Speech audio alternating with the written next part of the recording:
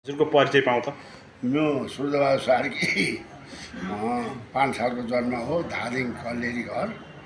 29 सालमा रौतहट गएको। रौतहटमा हामी 17 सालदेखिको नेपाली काङ्ग्रेसमा परिचित भएको हो। थुना पनि म प्रदर्शन सेनानी पनि हो। 6 सालमा छोरो गुमाई। अधिराज्यमा एक दुई जग्गा पनि छैन। त्यतिखेर नेताहरूको गोडा चप्पल पनि थिएन। आज यत्रो महल बनाए, यत्रो गरे। मलाई पार्टीले पार्टी कार्यालयबाट सहयोग पनि भएको छैन। फलानु हो भनेर सहयोग घोषणा पनि गर्न कर्तव्य गर्नु भएन। त्यो रवि लामिछानेको पाला मेरो 6 सालको छुटो 80 4,000 मध्येमा मेरो एक दुई जग्गा पनि छैन। मेरो 15जना परिवार अनि छ। तपाईँको छोरोको नाम के? रणबहादुर रणबहादुर सार्की होइन? रणबहादुर सार्की। रणबहादुर सार्कीलाई कति वर्ष शहीद भएको, कति वर्षपछि शहीद घोषणा भयो? अब 35 वर्षै भनौँ, 35 वर्षमा शहीद घोषणा भयो। कति सालको आन्दोलनमा चाहिँ उहाँ शहीद हुनुभएको? 46 साल चैत 24 गते दरबार गोली लागेको। 35 सालमा वर्ष शहीद घोषणा भयो। हो, तपाईँलाई त गौरवको कुरो भयो होला अहिले त होइन? गौरवको कुरा छ। भनेपछि तपाईँको छ नि, अहिले राष्ट्रिय स्वतन्त्र पार्टीका सभापति रवि लामिछाने गृहमन्त्री भएपछि तपाईँको छोरा रणबहादुर सार्कीलाई चाहिँ शहीद घोषणा गरियो। तपाईँ अहिले राष्ट्रिय स्वतन्त्र पार्टी तपाईँप्रति तपाईँको होइन भनाइ के छ त? मेरो राष्ट्रिय स्वतन्त्र पार्टीलाई मलाई शुभकामना छ। मेरो छोरो को शहीद घोषणा गरिदिनु भयो। मैले देखाएको छैन, भेटेको छैन। उहाँको पालामा मैले सम्मान पाएँ र आजसम्म मैले राख पनि पाएन। म बिल लिएर हिँडेको छु। एक दुई जग्गा पनि छैन। जानु परिवार भाडामा बसेका छन्। तपाईँ सुकुम्बासी हो? सुकुम्बासी।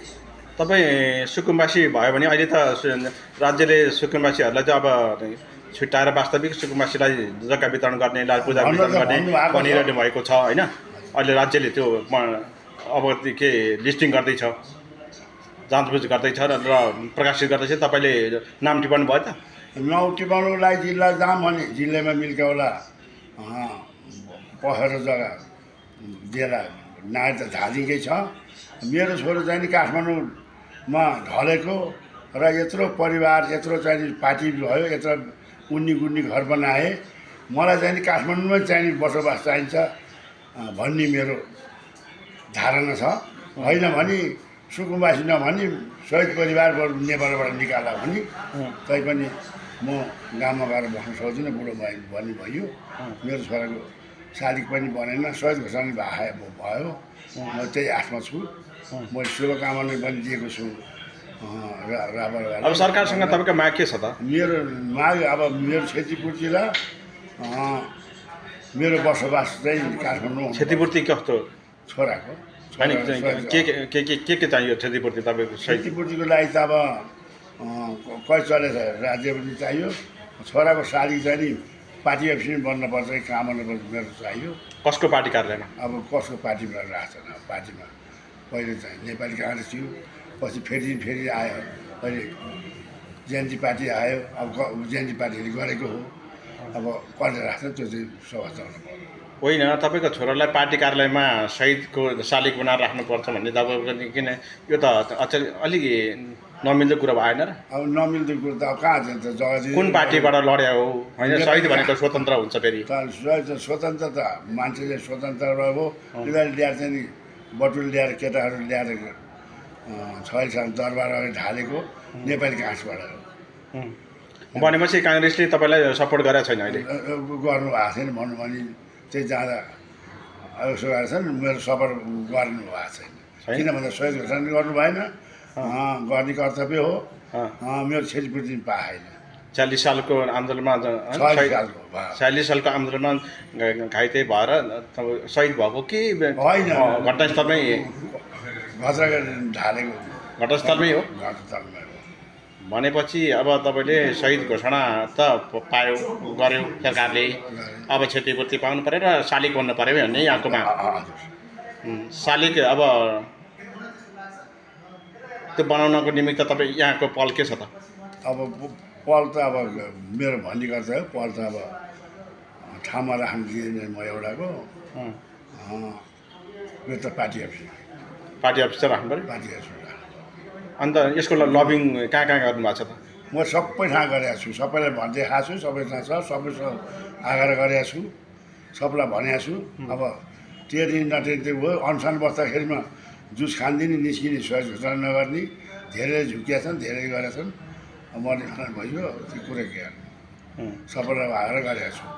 यो अनि के विपक्षी पार्टी कोही पनि छैन। अनि के भन्छन् काङ्ग्रेस एमाले के भन्छन्, राष्ट्रिय स्वतन्त्र पार्टी के भन्छन्? अब राष्ट्रिय स्वतन्त्र पार्टीका मान्छे भेटेकै छैन। अँ, अब अरू पार्टी चाहिँ गिल्ली गर्छन्, भन्छन्, हो भन्छन्। अब पाए सबले उहीँ अहिलेको सरकार हात जा भन्छन्, यसरी लडफड गरेर हल्लाउँछ। तपाईँले ऊ ठेगाना दिएको छैन। ठेगाना दिएको छैन। छैन, तपाईँ यत्तिकै ऊ हल्लाइरहेको छ। हल्लाइरहेका छन्, अँ, मासु भ्याकुत गरेर राखेका छन् मलाई। अँ। अन्तमा के भन्नुहुन्छ त? म त बाँचुन्जेल छोड्नेवाला छैन। यो आन्दोलन म छोड्नेवाला छैन। म निरन्तर सङ्घर्ष गरिरहनुहुन्छ। गरिरहन्छु। म पर्याय मुद्दा पनि दिन्छु पार्टीलाई। अब छोरोको शालिक नबनेसम्म नभनेसम्म मेरो यहाँ लडिरहनुहुन्छ। लडिरहन्छु। म मुद्दा पनि पर्याय दिन्छु पार्टीलाई। कुन कुन पार्टीलाई मुद्दा दिने? म नेपाली गाडी दिन्छु, एमाले दिन्छु, अँ, हेरी जुन जुन पर सरकार गएको थियो उनीहरू दिन्छु। के भनेर दिने मुद्दा? अब कुनै पार्टीले मेरो छोराको मूल्य यहाँ भएन, देखो भएन।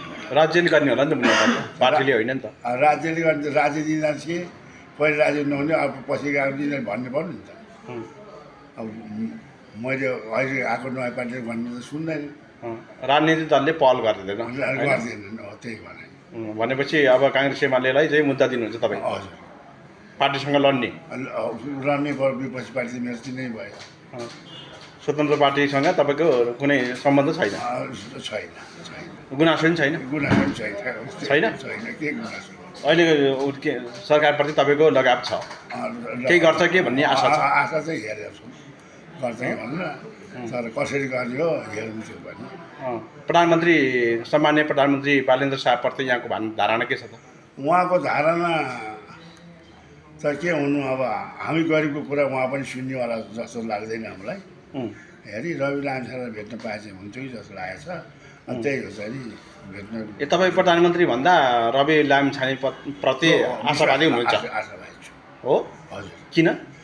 छोराको स्वाद घोषणा गर्नुभयो, मलाई नसोधी फाइल हेरेर जिल्लाबाट चाहिँ नि सिडिओबाट हो होइन भनेर प्रमाण गिरीबाट झिकेर गर्नुभयो, त्यही आशावादी छु।